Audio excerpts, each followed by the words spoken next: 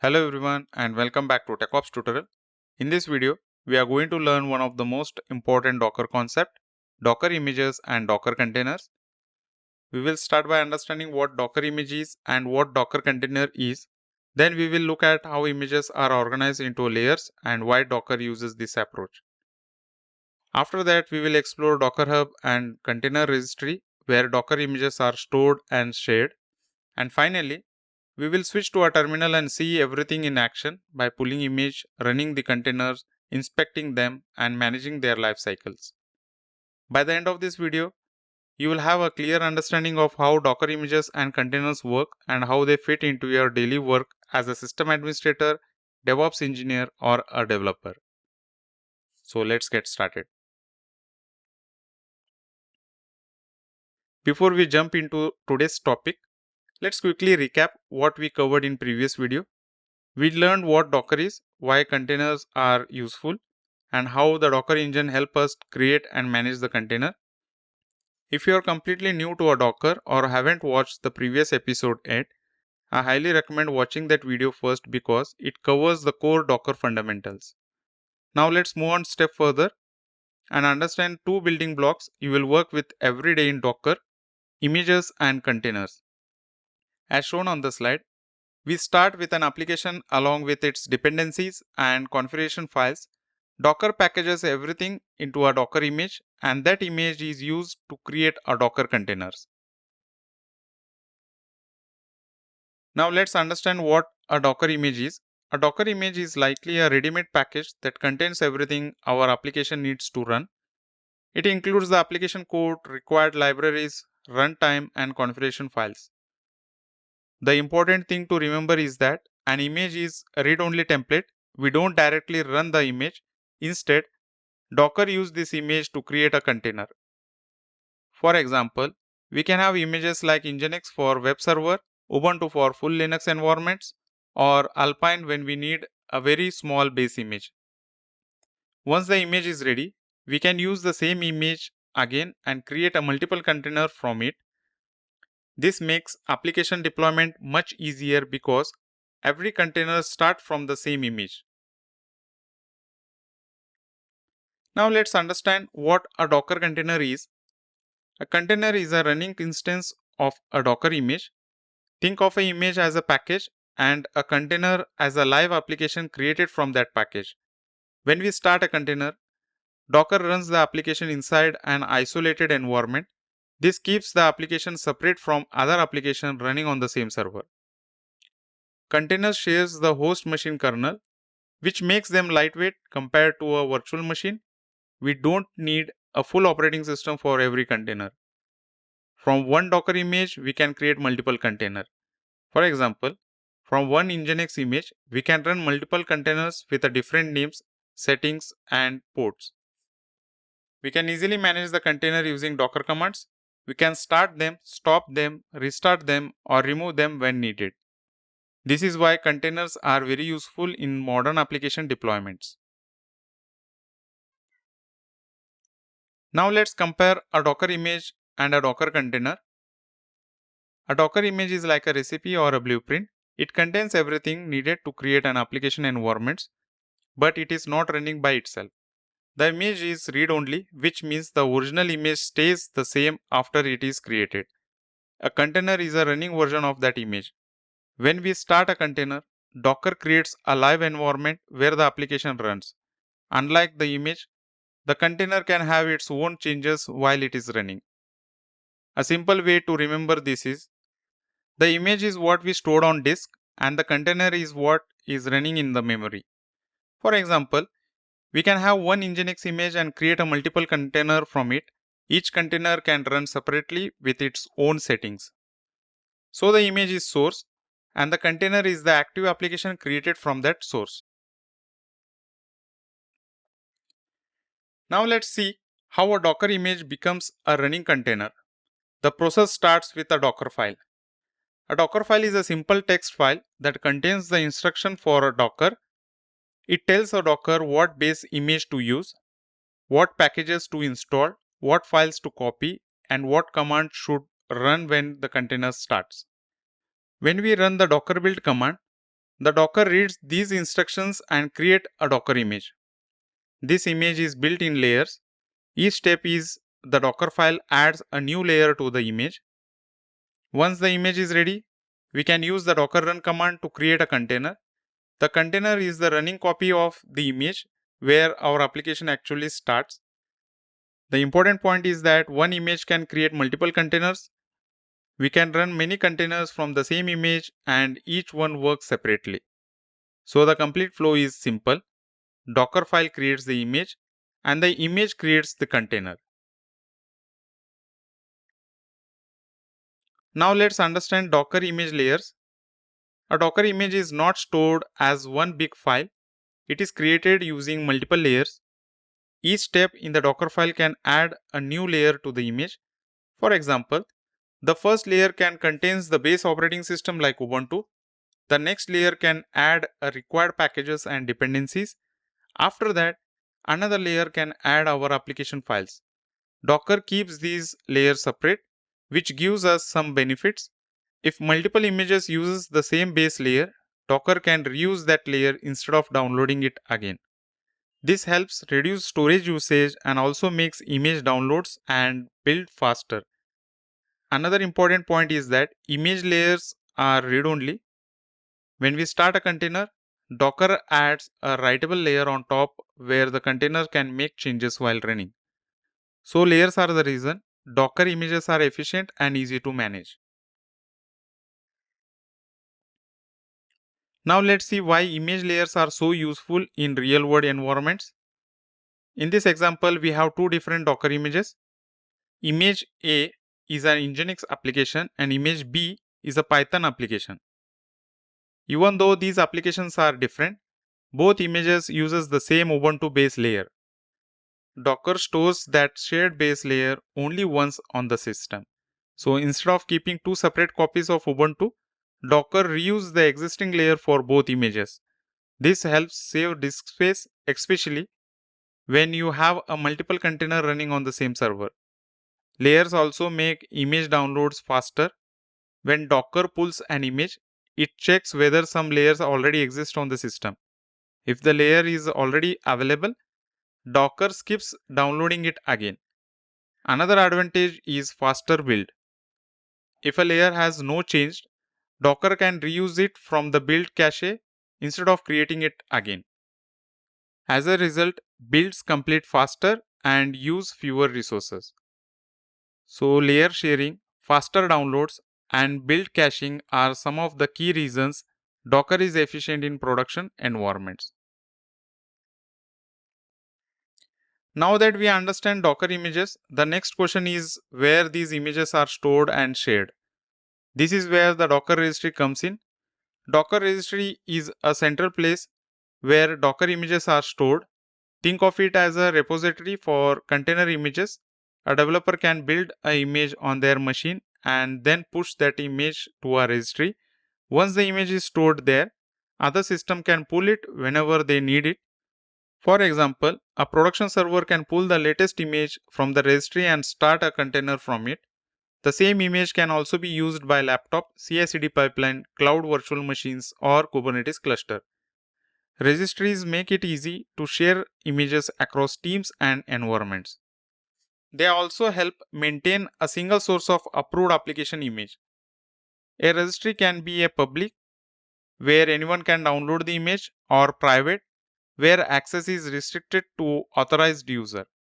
In short, Docker Registry provides a central location to store, manage, and distribute container images.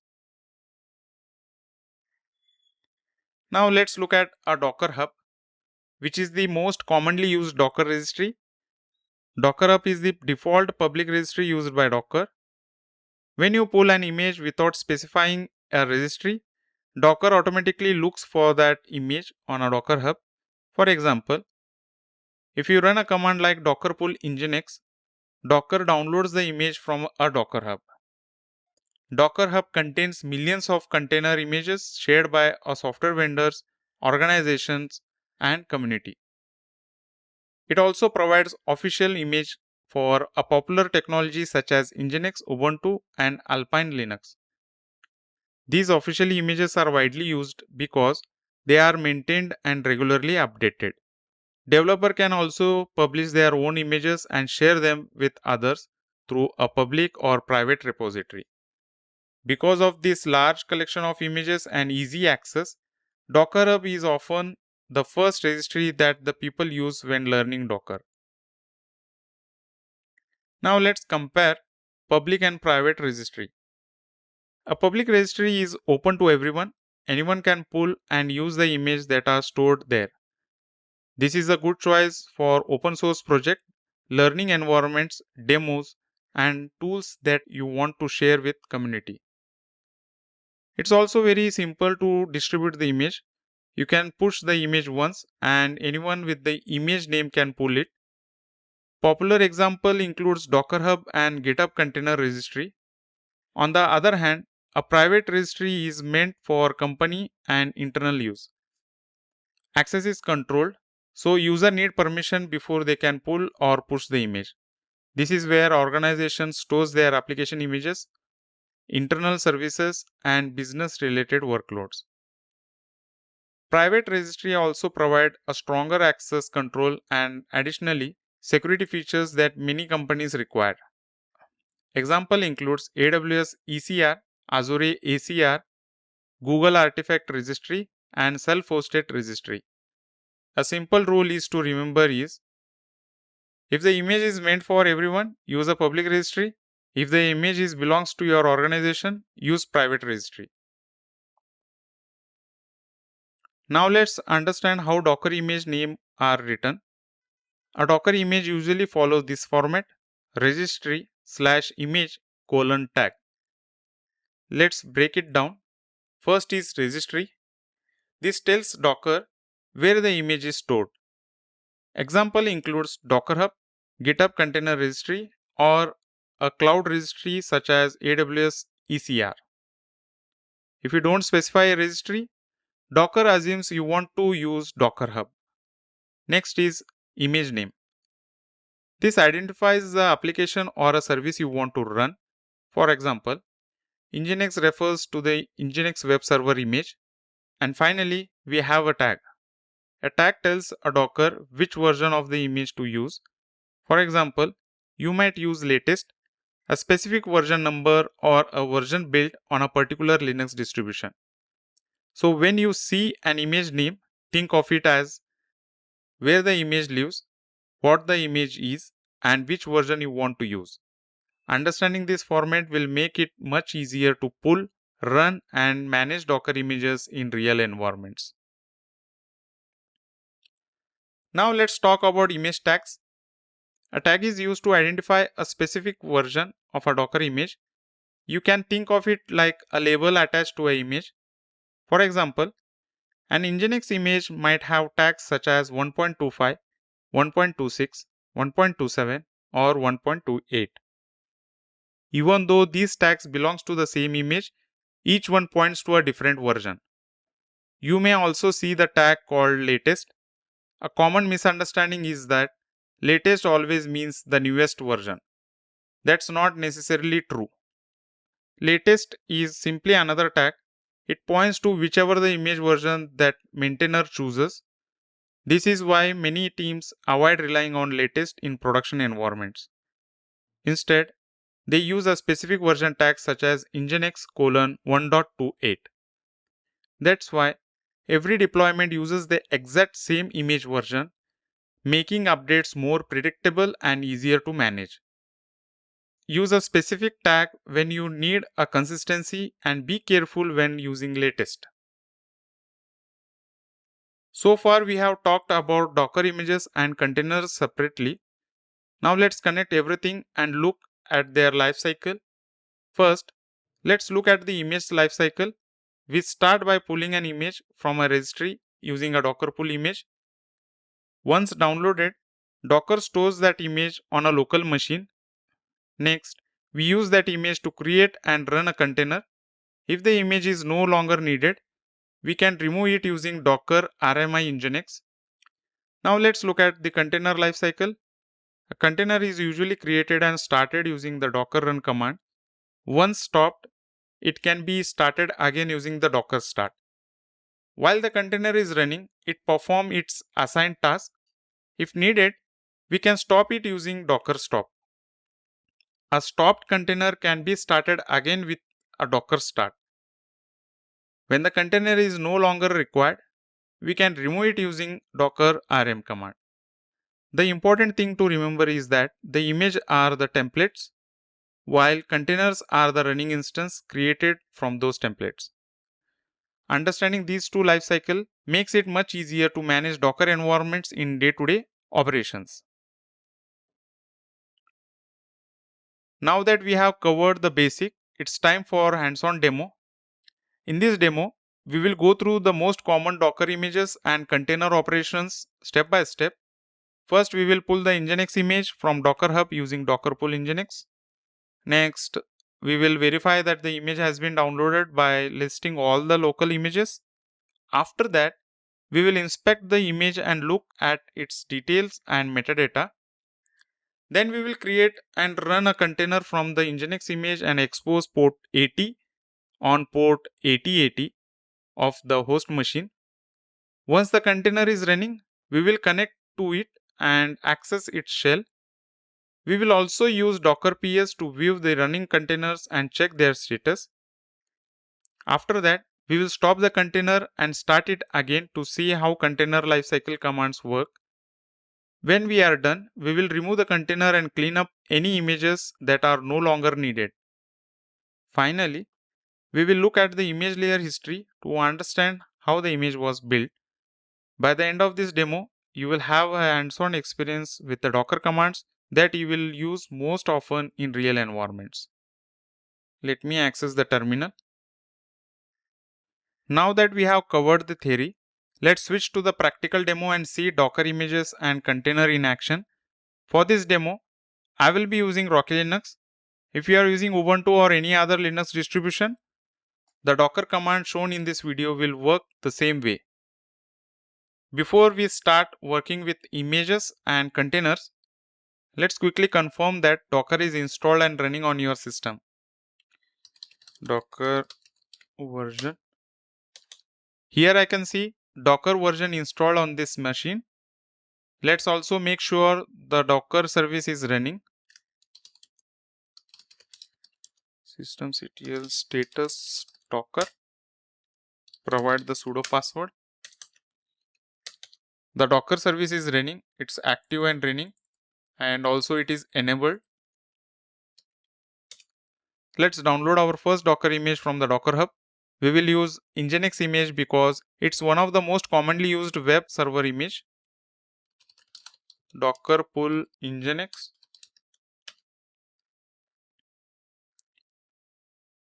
Docker is now downloading the image and its layer from Docker Hub and stores them locally on this machine. Once the download completes, the image is ready to use.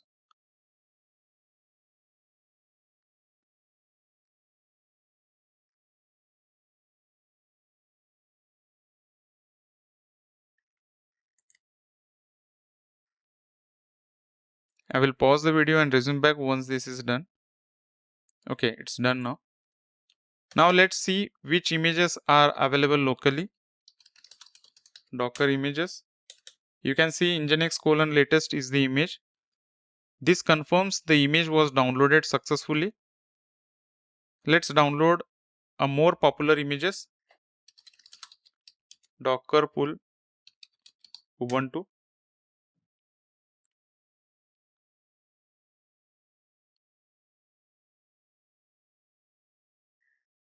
I will pause the video and resume back once this is done.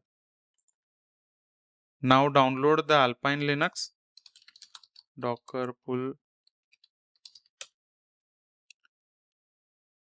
Ubuntu provides a complete Linux environment, while Alpine is known for being very small and lightweight. Let's verify the downloaded images again. Now we can see the Nginx, Ubuntu and Alpine available on your system. At this point we have multiple images, but we don't have any running containers yet. Before we run any containers in the background, let's first see how interactive containers work. The -it option allows us to start a container and interact directly with it through a terminal session. Let's create a temporary Ubuntu containers. You can run docker run -it ubuntu bash. Docker creates a container from the Ubuntu image and immediately opens a shell inside it. Notice that our prompt has changed. We are now working inside the container rather than on the host machine. Here you can see this is my host machine and now we are inside the container. Let's verify this by checking the operating system information. etc os release. We can also check the host name. The host name shows here is the host name of the container, not the host machine. Once we are done, we can exit the container. Here you can check host name, release. My host machine is Rocky Linux and the container image is Ubuntu. After exiting, let's see what happened to the container. Docker ps-a. Since we did not specify a container name, Docker automatically assign a random name to this container. This is a random name. Notice that the Docker automatically creates a container from the Ubuntu image. When we exited the shell, the container stopped, and which is why its status shows as exited. Interactive containers are commonly used for testing, troubleshooting, and learning what is available inside a container. Sometimes we need a detailed information about an image. So let's inspect an image. Docker provides the inspect command for that.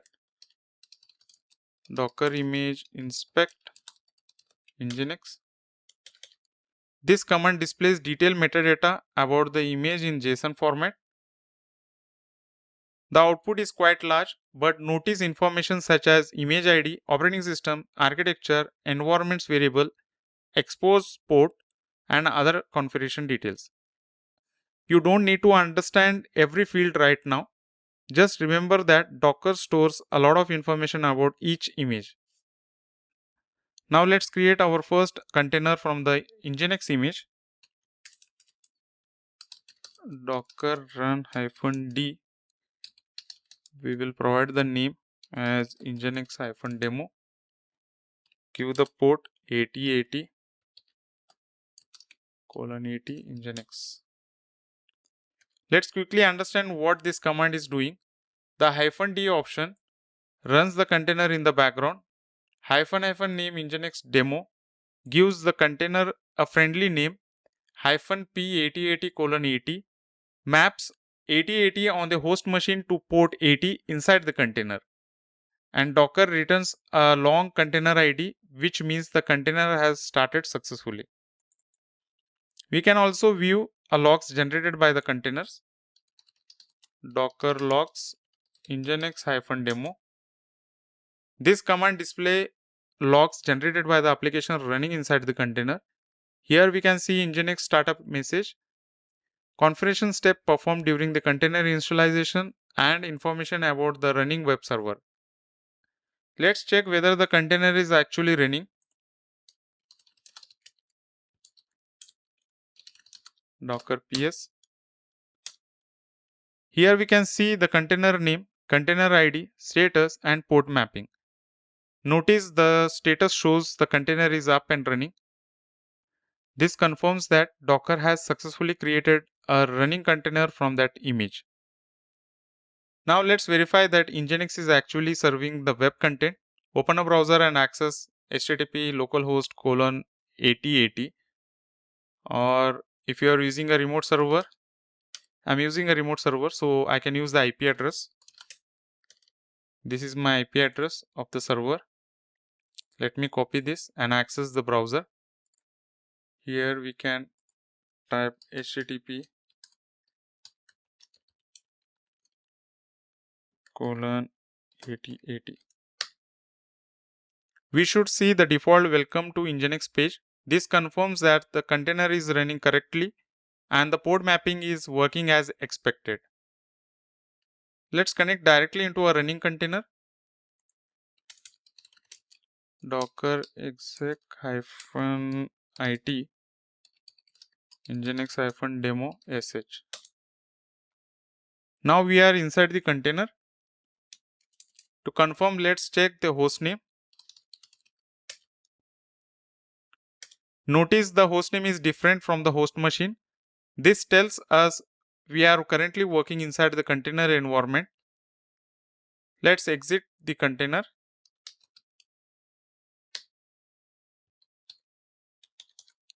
So far we have only looked at running containers. Let's see all containers including stopped ones. Docker ps-a. Right now we only have one container and it's currently running. As we created more container later, this command becomes very useful for viewing everything on the system. Let's stop the container. Docker stop Nginx -demo. This name I am using, Nginx -demo. The container has now stopped. Let's verify. Docker ps. There is no output. Docker ps-a. Here you can see it. Notice the container is no longer listed because this command only shows the running container. To see the containers again, you can run docker ps-a. Now we see the container with exited status, Nginx-demo. A stop container can be started again without creating a new one. Just you need to run docker start Nginx-demo. Let's verify. Docker ps. The container is running again. This demonstrates part of the container lifecycle that we discussed in the slides. When the container is no longer needed, we can remove it. First, stop it. Docker stop Nginx-demo. Once it is stopped, now you can remove it. Docker rm Nginx-demo. Let's confirm. Docker ps-a.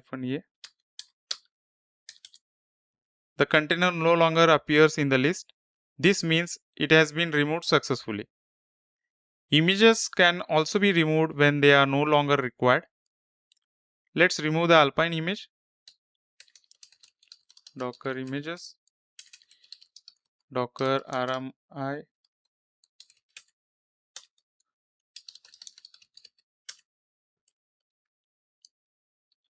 Docker images. Notice the Alpine is no longer listed. First I have listed the all Docker images. I removed the Alpine image. Once it is removed, we again verified. Notice that Alpine is no longer listed. Earlier in this slide, we learned the Docker images are built using layers. Let's see those layers in practice. Docker history Nginx. Notice the multiple entries in the output. Each entry represents a layer that was added while building the image.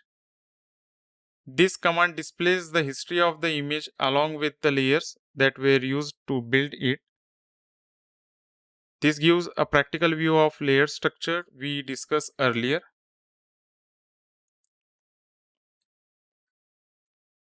That's it for this demo. In this demo, we pulled images from Docker Hub, inspected images, created and managed containers, verified running service, removed unused resources, and explored image layers. These are some of the most common Docker operations you will use as a system administrator, DevOps engineer, or a developer. Now let's move back to the slide.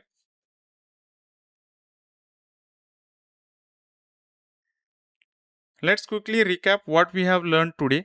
We started by understanding what Docker image and Docker containers are and how they work together. We then look at image layers and saw how Docker uses them to make image efficient and reusable.